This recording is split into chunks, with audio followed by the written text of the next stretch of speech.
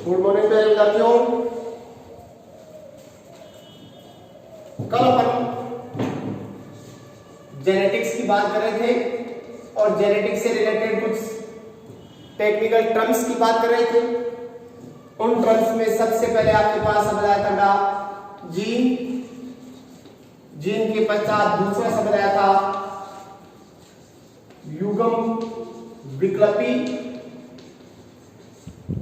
इसको इंग्लिश में कहा था एलील। तीसरा शब्द आया था संयुग्मजी, चौथा शब्द आया था विषमयुग्मजी,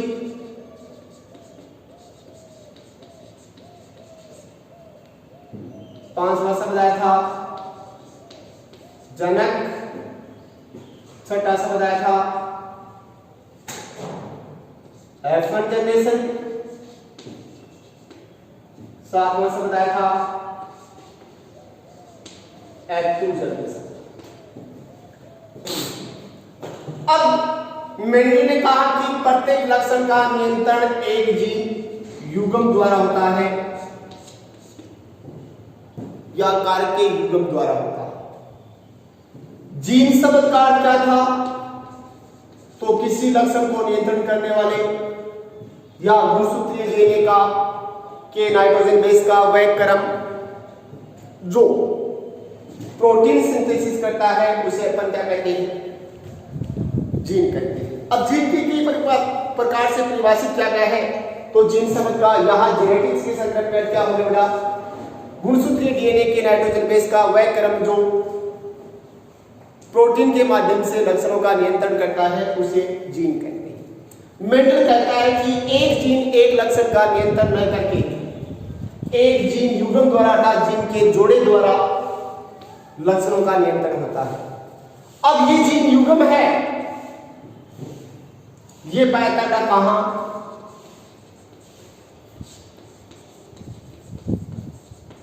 समजात गुण। दूसरा शब्द आ रहा है युग्म विकल्पी। जीन का अर्थ हो गया प्रत्येक लक्षण का नियंत्रण गुणसूत्रीय डीएनए के नाइट्रोजन बेस का वह क्रम जो प्रोटीन के माध्यम से या प्रोटीन संश्लेषण करके लक्षणों का नियंत्रण करता है उसे अपन जीन कहते हैं। मेंडल ने कह दिया कि प्रत्येक लक्षण का नियंत्रण एक जीन युग्म द्वारा होता है। तब दूसरा शब्द आपके पास आता है युग्म विकल्पी या एलील। और एलील या युग्म विकल्पी का अर्थ क्या होगा? एक लक्षण को नियंत्रण करने वाले जीन के दो स्वरूप होते हैं, उन स्वरूप से युग्म बनता है।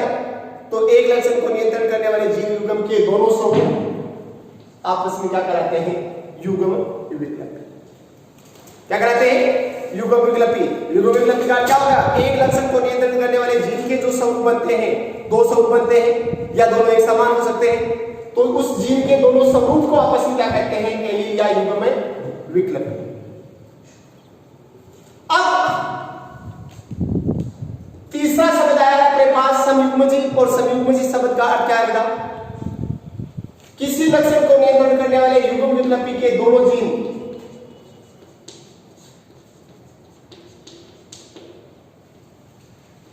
क्या हो? आपस में समान। समान होने का अर्थ क्या है बेटा? कि दोनों का कार्य क्या होना चाहिए? सेम होना चाहिए। जैसे फॉर एग्जांपल लेते हैं, अपने शरीर में पाए जाने वाला एक जीन है,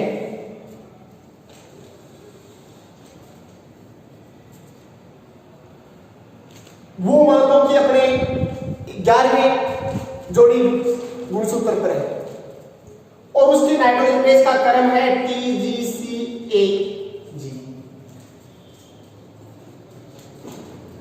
ये जीन प्रोटीन संश्लेषित करके किसका निर्माण करता है?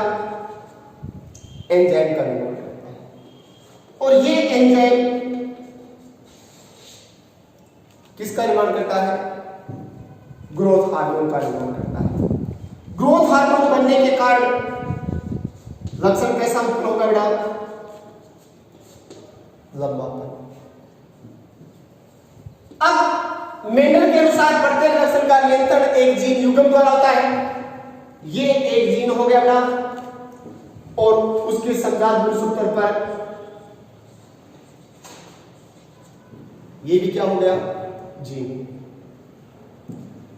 अब ये इसकी कॉपी है या इसके नाइट्रोजन बेस का क्रम वैसा का वैसा है, तो ये भी प्रोटीन सिंथेसिस करेगा, एंजाइम बनाएगा, वो एंजाइम ग्रोथ हार्मोन का निर्माण करेगा, ग्रोथ हार्मोन के कारण लंबापन होगा। अब लंबाई को नियंत्रण करने वाले, किसी लक्षण को नियंत्रण करने वाले दोनों जीन आपस में क्या हो बेटा? समान हो। ये दोनों बेटा क्या है? समान है। समान होने का मतलब इन दोनों का कार्य क्या है? सेम है। तो ये दोनों जीन अब आपस में क्या कराएंगे? संयुग्मित। दूसरी कंडीशन में यहां इसमें म्यूटेशन हो गया, उत्परिवर्तन हो गया, पॉइंट म्यूटेशन हो गया, और यहां एक स्थान पर जीन क्या आ गया बेटा? सी आ। तो ये मूल जीन हो गया, ये इसका क्या हो गया बेटा? उत्परिवर्तित रूप हो गया, म्यूटेंट रूप हो गया। लेकिन ये म्यूटेंट या उत्परिवर्तित स्वरूप भी प्रोटीन सिंथेसिस करके उसी एंजाइम का निर्माण करता है। वो एंजाइम आगे जाकर ग्रोथ हार्मोन के संश्लेषण को प्रेरित करता है, जिसके कारण लक्षण फिर क्या प्रकट होगा? लंबापन। तब भी ये जीन आपस में क्या कराएंगे? क्या कराएंगे? समयुग्मज। तो समयुग्मज का अर्थ क्या है? किसी लक्षण को नियंत्रण करने वाला जो जीन है, उस जीन की दोनों फॉर्म एक समान कार्य करती है, अर्थात समान हो, तो उस जीन को क्या कहते हैं? समयुग्मजी। अब अगला शब्द आपके पास आ रहा है बेटा, विषम युग्मज। किसी लक्षण को नियंत्रण करने वाले जीन के दोनों स्वरूप समान न होकर क्या होगा? असमान हो। असमान होने का मतलब उनके कार्य में क्या आ जाएगा? अंतर आ जाएगा। जैसे मान लो बेटा, ये लंबाई को नियंत्रण करने वाला जीन TGCAG नाइट्रोजन बेस से बना ये जीन प्रोटीन का निर्माण करता है, प्रोटीन एंजाइम में बदल जाता है, वो एंजाइम ग्रोथ हार्मोन के निर्माण को नियंत्रित करता है, उसके कारण लंबापन उत्पन्न होता है।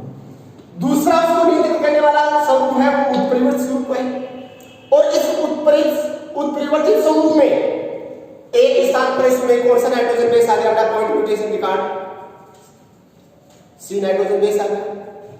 अब इस नाइट्रोजन बेस के आने के कारण वो प्रोटीन संश्लेषण करेगा और वो एंजाइम में बदलेगा, लेकिन वो एंजाइम ग्रोथ हार्मोन का निर्माण नहीं करेगा,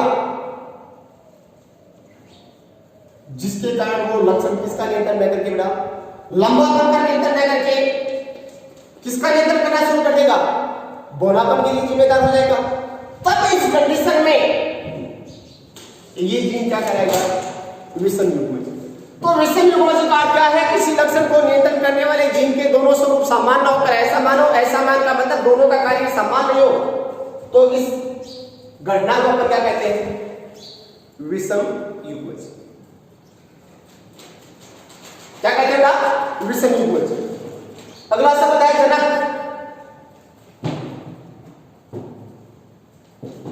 समयुग्मजी में पेरेंट्स जिनका क्रॉस कराया जाता है उसे क्या कहते हैं? जनक। और जनक के लिए शर्त है कि जनक तभी वे मानते हैं जब वो कौन सी पीढ़ी में हो? समयुग्मज। फिर है F1 जनरेशन। F1 जनरेशन का क्या है बेटा?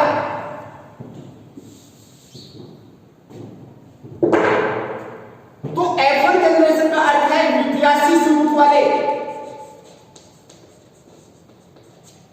विप्रियासी स्वरूप का क्या था? एक लक्षण को नियंत्रित करने वाले जीन कितने हैं? 2। एक लक्षण को नियंत्रित करने वाले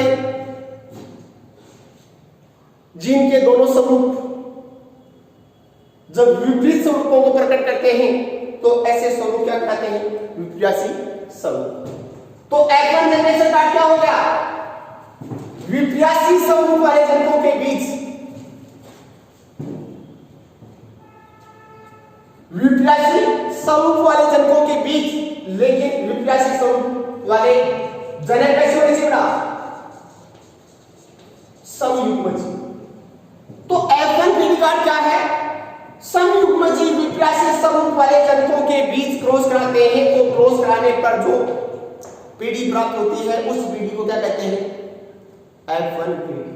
शर्त है आपके पास, समयुग्मजीव विप्राशीय समूह वाले जनकों के बीच क्रॉस कराने पर जो पीढ़ी प्राप्त होती है, जनक दोनों कैसे होने चाहिए? समयुग्मजीव होने चाहिए। और कैसे स्वरूप वाले होने चाहिए? विप्राशीय स्वरूप वाले। जैसे नर बेटा कैसा हो? लंबा हो। मादा कैसी हो? बोनी। लेकिन लंबापन भी क्या होना चाहिए? समयुग्मजीव। और बोनापन भी क्या होना चाहिए? समयुग्मजीव। अब समयुग्मजीव विप्राशीय स्वरूप वाले जनकों के बीच क्रॉस कराते हैं, तो क्रॉस कराने पर जो पीढ़ी प्राप्त होती है उस पीढ़ी को अपन कहते हैं F1 पीढ़ी। और F1 पीढ़ी अपने आप में सदैव F1 पीढ़ी जब शब्द आ गया तो वो कौन सी कंडीशन होती है बेटा? विषमयुग्मजीय अवस्था। कौन सी अवस्था में? विषमयुग्मजीय अवस्था में। फिर आता है बेटा F2 जनरेशन।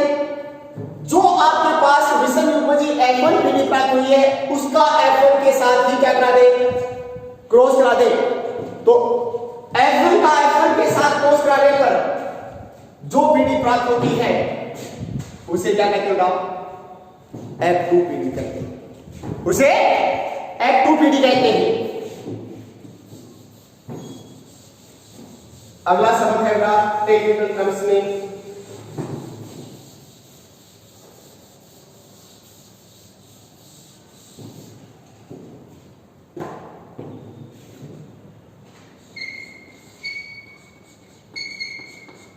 प्रभावी।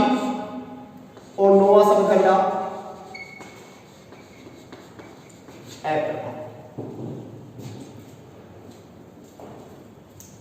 प्रभावी और अप्रभावी अर्थ शब्द का अर्थ समझने से पहले ये आपके पास दो शब्दार्थ सूत्र बेटा। इस पे नाइट्रोजन बेस का क्रम है, मान लो AGC TGCA। ये एक जीन हो जो नियंत्रण करता है बेटा किसको? लंबाई। और दूसरा स्वरूप है AGC TGC। अब एक लक्षण को नियंत्रण करने वाले उस जीन युग्म के दोनों जीन समान। कंडीशन कौन सी बन गई बेटा? समयुग्मजीय।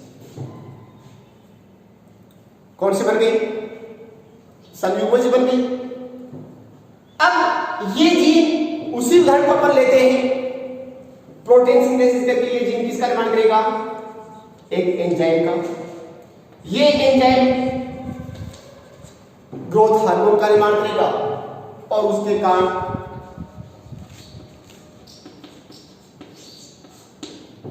लंबापन उत्पन्न होता है। अब दूसरा ये जीन है कि इसमें सी के साथ में मान लो क्या आ गया? उत्परिवर्तित स्वरूप आ गया। और टी जीन के आने के कारण ये उस एंजाइम का निर्माण करेगा या नहीं करेगा? मान लो एंजाइम का निर्माण नहीं हुआ या एंजाइम का इसने निर्माण किया लेकिन आगे जाकर ग्रोथ हार्मोन का निर्माण नहीं करेगा, तो उसके कारण उस स्थिति में कैसा लक्षण उत्पन्न हो जाएगा बेटा? विप्राशीय स्वरूप बोना। अब ये लंबेपन का हो गया और ये क्या हो गया? बोनेपन का।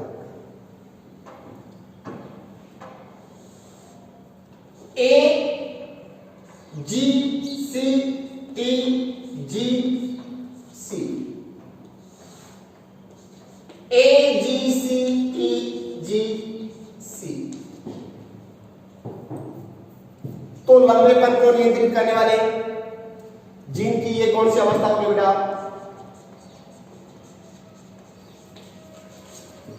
समयुग्मजीय अवस्था। ये आपके पास हो बेटा ए जी टी टी जी सी ए जी टी टी जी सी। ये आपके पास हो जाएगा बोनेगल का जीन और उसकी कौन सी अवस्था, संयुग्म जीन। अब बोनेगल वाले जीन की भी अपन संयुग्म जीन अवस्था बता। अब शब्द क्या लिया है, प्रभावी और अप्रभावी।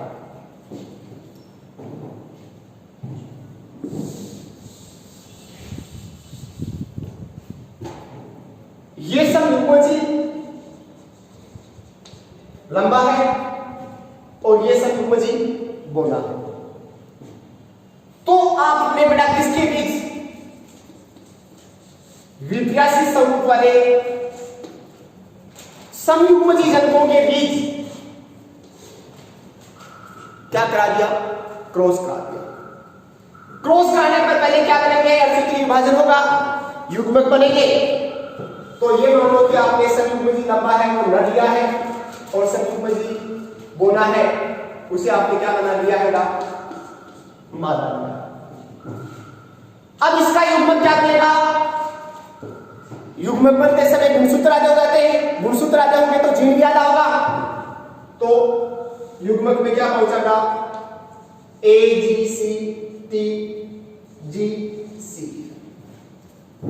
ये नर युग्मक बन गया, शुक्राणु बन गया। और ये क्या बन गया अपना मादा का युग्मक, एक बना दो,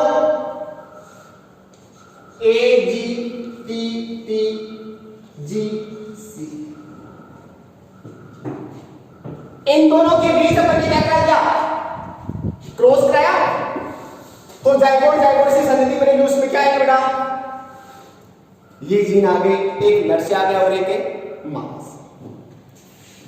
ए जी सी टी जी सी और मादा से क्या पहुंचा बेटा, ए जी टी टी जी सी। ये आपके पास न्यू ऑफस्प्रिंग बनेगी। इस न्यू ऑफस्प्रिंग में पहली बात कौन सी अवस्था की बेटा, विषम जी। और पीढ़ी कौन सी हुई, F1, क्योंकि विप्रासी स्वरूप वाले संयुग्मजी जनकों के बीच अपन ने क्या कराया, क्रॉस कराया। किसके संदर्भ में, लंबाई के संदर्भ में। अब लंबाई के संदर्भ में अपन ने जो क्रॉस कराया है, उस क्रॉस में न्यू ऑफस्प्रिंग में दोनों स्वरूप के जीन पहुंचे हैं, अर्थात लंबेपन का भी पहुंचा है लेकिन और साथ में बोनेपन का भी पहुंचा है। प्रकट कौन सा होगा, लंबापन प्रकट होगा या बोनापन। तो देखो ये जीन और दूसरी तरफ ये जीन पहुंचा, ये जीन प्रोटीन सिंथेसिस करके संतान में एंजाइम का निर्माण करेगा किसी का, और ये भी मान लो कि एंजाइम का निर्माण करेगा। इस एंजाइम के कारण ये लंबेपन वाला जीन है और ये बोनेपन वाला जीन है। इस जीन के कारण ग्रोथ हार्मोन बन गया और इसके कारण ग्रोथ हार्मोन नहीं बना। प्रकट कौन सा हुआ बेटा, ग्रोथ हार्मोन बन रहा है, अकेले जीन के कारण बन रहा है लेकिन इसके कारण नहीं बन रहा है। लेकिन फिर भी कैरेक्टर कौन सा आएगा, लंबाई के संदर्भ में लंबा बनाएगा या बोनापन। तो ग्रोथ हार्मोन के कारण ये बना देगा और इसके कारण लंबापन प्रकट हो जाएगा। तो इसके द्वारा जो विप्रासी स्वरूप का कैरेक्टर, विप्रासी स्वरूप का कंट्रोल हो रहा है, नियंत्रण हो रहा है, वो प्रकट है नहीं हुआ।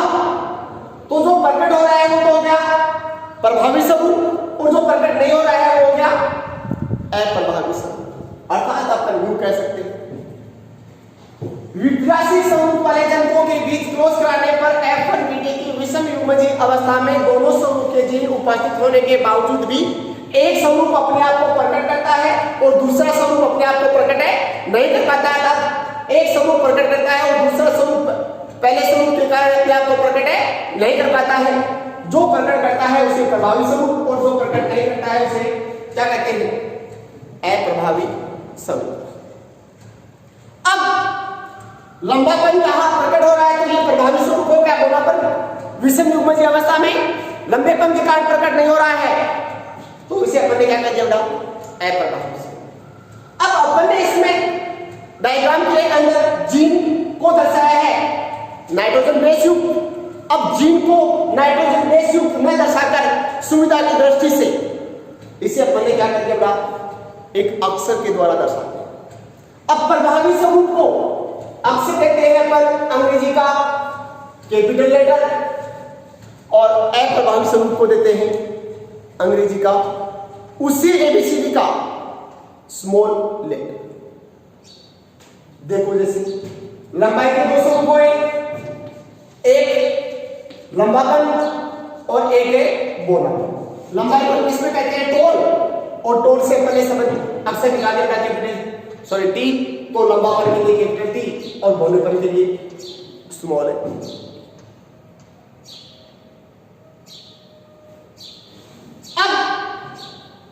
प्रभावी और अप्रभावी शब्द का अर्थ क्या हो गया,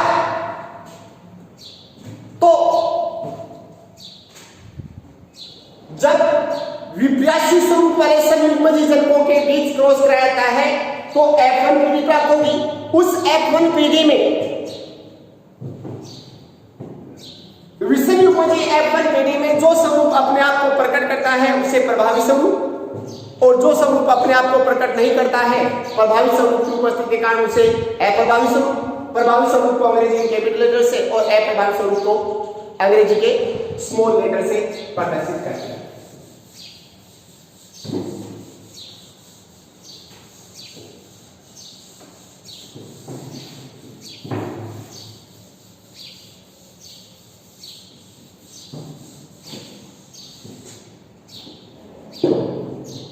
अगला शब्द है बेटा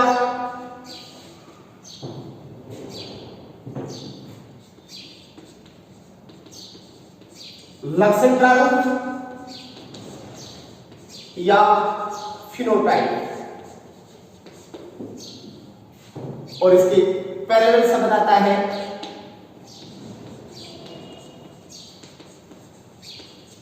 जीन प्रारूप। लक्षण प्रारूप शब्द और जीन प्रारूप, तो लक्षण प्रारूप का अर्थ क्या है, जब किसी संतति के केवल मोर्फोलॉजिकल कैरेक्टर बाह्य लक्षणों का ही अध्ययन करता है जिसमें जीनों के संगठन का अध्ययन सम्मिलित नहीं किया जाता है,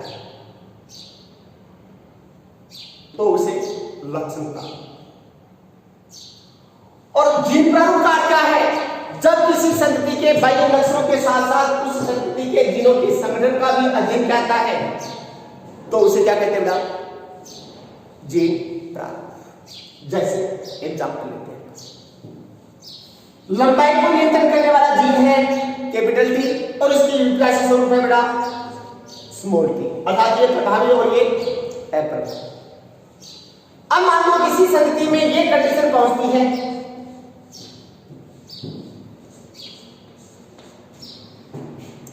एक संतति है जिसमें दोनों प्रभावी जीन पहुंचे हैं, और एक संतति है जिसमें एक प्रभावी और एक है अप्रभावी। अब इसका लक्षण प्रारूप अध्ययन दोनों संतति में क्या है, तो लक्षणों में ये संतति कैसी है बेटा, लंबी है, और लक्षणों में ये संतति भी कैसी है, लंबी है। केवल अपन बाह्य लक्षणों का अध्ययन कर रहे हैं तो वो क्या कहलाता है, लक्षण प्रारूप। दूसरा है जीन प्रारूप। लक्षणों के साथ साथ यदि संतति के जीनों के संगठन का अध्ययन भी किया जाता है तो उसे अपन जीन प्रारूप कहते हैं। ये लंबी है, ये भी लंबी है, लक्षण प्रारूप है। और यहां लक्षणों के साथ साथ जीनों का संगठन, कैसी संतति लंबी है, तो समझ क्या लंबी है बेटा, संयुग्मजीय लंबी है। और ये कैसी लंबी है, विषम युग्मजीय लंबी है। तो ये क्या हो गया, जीन प्रारूप।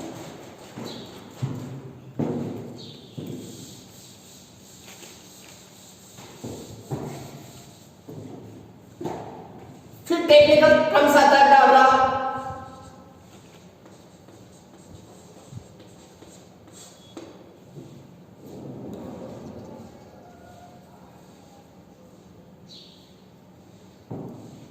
संकरण। संकरण या हाइब्रिडाइजेशन का अर्थ क्या है? एक केमिस्ट्री में संकरण चलता है, उसमें मत चला। संकरण का अर्थ है विप्यासी स्वरूप वाले जनकों के बीच क्या कराना बेटा? क्रॉस कराना ही क्या कराता है? संकरण कराता है। विप्यासी स्वरूप वाले जनकों के बीच क्रॉस कराना ही क्या कराता है? संकरण कराता है। अब संकरण को कई प्रकार से विभाजित किया गया है, जिसमें पहला शब्द आ रहा होगा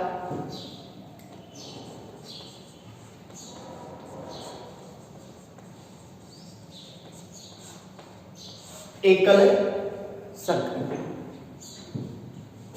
एकल संकरण का अर्थ क्या है?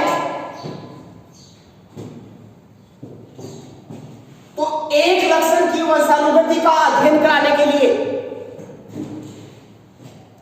एक लक्षण की वंशानुगति का अध्ययन करने के लिए जो क्रॉस कराता है उस क्रॉस को क्या कहते हैं? एकल संकरण। या परिभाषा को चेंज कर सकते हैं, एक जोड़ी विप्यासी स्वरूप वाले जनकों के बीच जो क्रॉस कराता है उस क्रॉस को क्या कहते हैं? एकल संकरण कहते हैं। जैसे एग्जाम्पल देते हैं बेटा, संयुग्मजी लंबे पादप का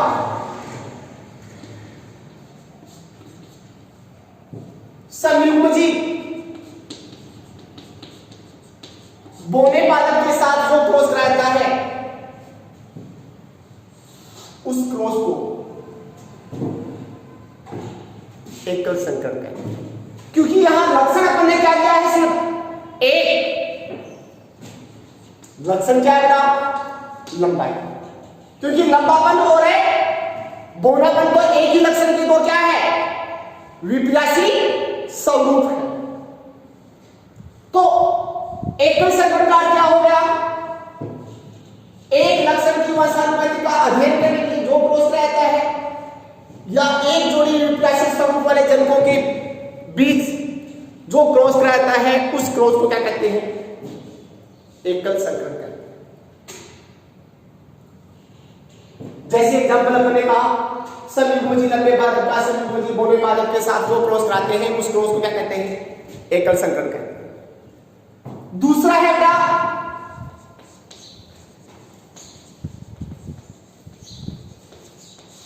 द्विसंकरण। द्विसंकरण का क्या हो गया? दो लक्षणों की वंशानुगति का अध्ययन करने के लिए विप्यासी स्वरूप वाले जनकों के बीच जो क्रॉस रहता है उस क्रॉस को अपन क्या कहते हैं? द्विसंकरण कहते हैं। या फिर भाषा को चेंज कर सकते हैं, एक जोड़ी विप्यासी स्वरूप के स्थान पर दो जोड़ी विप्यासी स्वरूप वाले जनकों के बीच जो क्रॉस रहता है उस क्रॉस को क्या कहते हैं? द्विसंकरण। तो एक संकरण में एक लक्षण की वंशानुगति का अध्ययन कहता है, द्विसंकरण में एक साथ दो लक्षणों की वंशानुगति का अध्ययन कहता है। जैसे अपन एग्जांपल लेते हैं अपना, संयुग्मजी लंबे पादप का क्रॉस संयुग्मजी बोने पादप के साथ करा रहे हैं, ये तो हो गया अपने पास एकल संकरण। और एक अपन ले लें संयुग्मजी लंबे पादप व गोल बीज वाले पादप का क्रॉस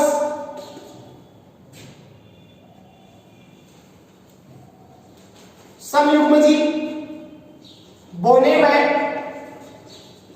झूरीदार बीज वाले पादप के साथ क्रॉस कराते हैं, तो ये क्रॉस किसका उदाहरण बन गया? द्विसंकरण का। क्योंकि यहां लक्षण कितने हो गए? दो। एक लंबाई, जिसके दो विप्यासी स्वरूप कौन से? लंबापन व बोना। लंबापन कैसा स्वरूप है? प्रभावी स्वरूप। बोनापन क्या है? अप्रभावी स्वरूप। दूसरा लक्षण कौन सा हो गया?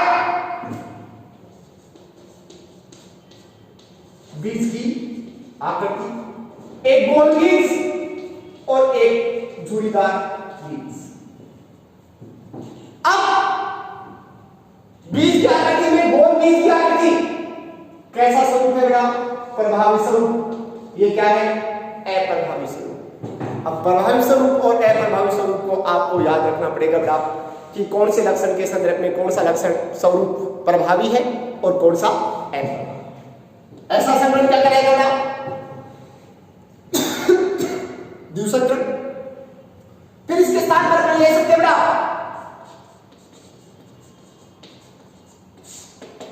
त्रिसंकरण।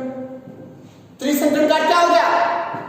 तीन लक्षणों की वंशानुगति का एक साथ अध्ययन करने के लिए जो क्रॉस कराता है उसे क्या कहते हैं? त्रिसंकरण। जैसे लंबे पादप कोमा गोल बीज वाले व हरे रंग की फली वाले मटर के पादप का क्रॉस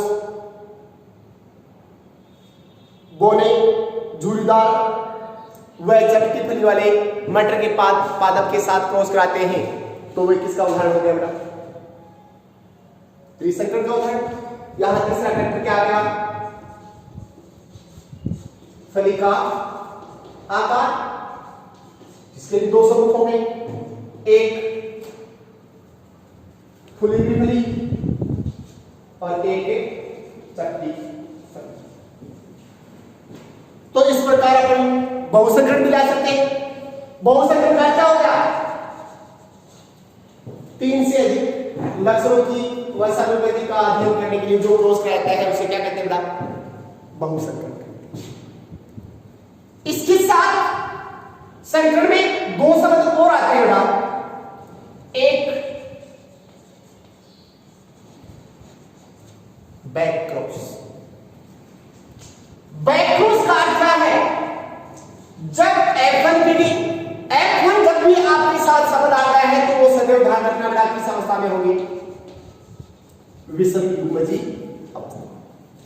जब F1 का प्रभावी या अप्रभावी जनक के साथ क्रॉस कराते हैं तो इस प्रकार के क्रॉस को क्या कहते हैं? बैक क्रॉस कहते हैं। अब बैक क्रॉस को भी पूरे दो पार्ट्स में डिवाइड करता है, एक टेस्ट क्रॉस, एक आउट क्रॉस। टेस्ट क्रॉस का अर्थ हो गया जब F1 का अप्रभावी जनक के साथ क्रॉस कराते हैं तो उसे टेस्ट क्रॉस, और जब F1 का प्रभावी जनक के साथ क्रॉस कराते हैं तो उसे आउट क्रॉस कहते हैं। लास्ट एक शब्द और है टेक्निकल टर्म्स में,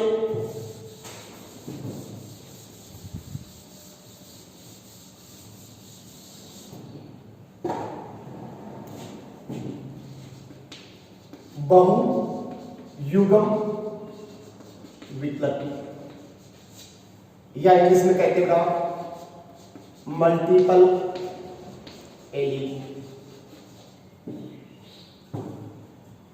तो ये शब्द कहां से लिया गया है? युग्म विप्लवी या एलील से लिया गया है।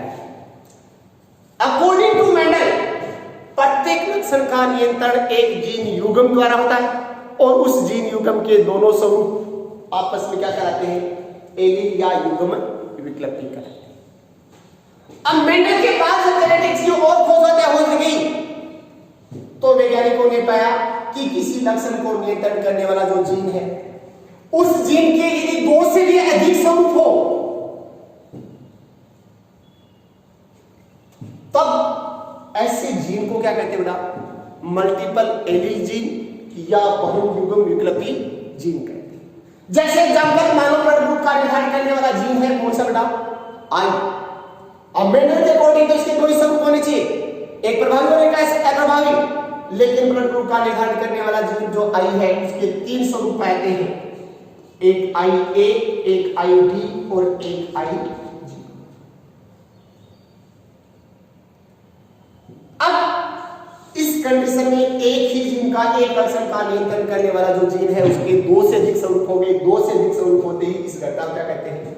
बहुयुग्म विप्लवी या मल्टीपल एलील कहते हैं। यदि किसी लक्षण की वंशानुगति मल्टीपल एलील द्वारा नियंत्रित होती है तो उस कंडीशन में ध्यान में रखना उस लक्षण के जो स्वरूप है वो सदैव 2 से क्या होंगे बेटा, अधिक होंगे। क्योंकि किसी लक्षण का नियंत्रण यदि युग्म विकल्पी द्वारा हो रहा है तब तो उसके स्वरूप भी कितने बनेंगे, 2, एक प्रभावी और एक अप्रभावी। जबकि यदि मल्टीपल एलील द्वारा किसी लक्षण के वंशानुगति का नियंत्रण होता है तो उस लक्षण के भी 2 से अधिक क्या बनेंगे बेटा, स्वरूप। थैंक्स।